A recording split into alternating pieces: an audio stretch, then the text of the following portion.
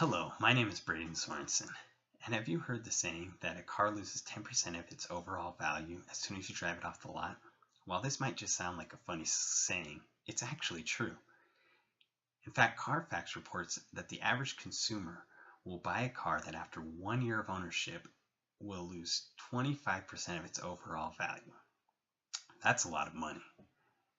And with wallets getting tighter nowadays, the average bank account won't be happy with that. Now, I recently left the United States Air Force, leaving behind a comfortable paycheck in order to become a college student. Now, as a college student, I can't afford a new car. So instead, I bought what I was suggested by others and gladly suggest to you, an almost new car. Next slide.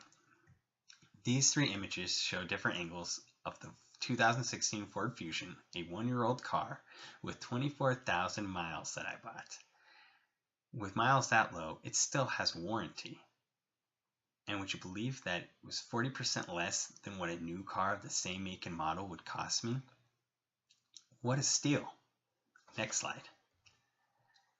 My goal today is to convince you to consider monetary, environmental, and incidental factors to look at saving money, saving the environment, and getting bells and whistles on your next car, and why you should consider making your next car a used one. Next slide. Now, when it comes to saving money by buying a used car, depreciation is really just the tip of the iceberg. According to NerdWallet, an investment advising website, more miles typically means more repairs. However, if you look hard and long enough, you should be able to find a car that's 3 years or younger.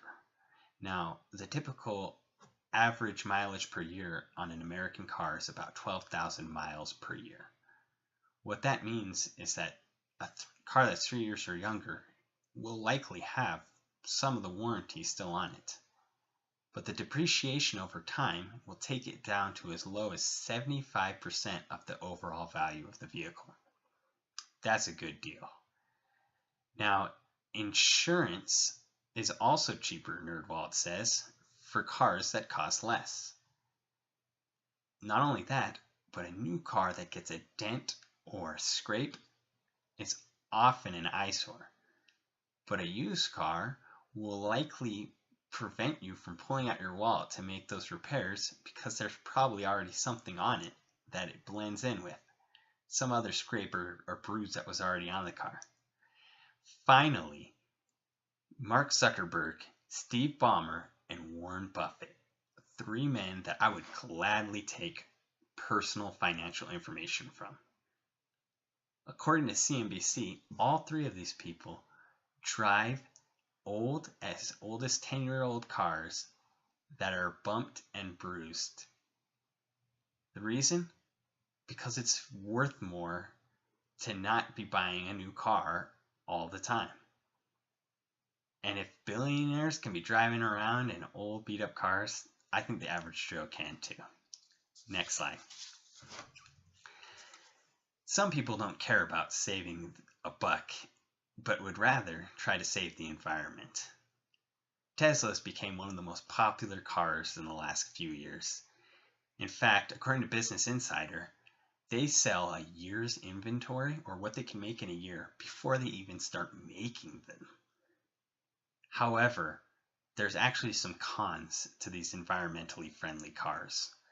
While they have less emissions on the street, overall, they're still releasing quite a pack on the atmosphere.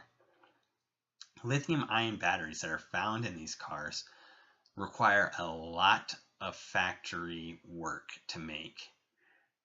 Factories that use carbon fuels such as coal, gas, and other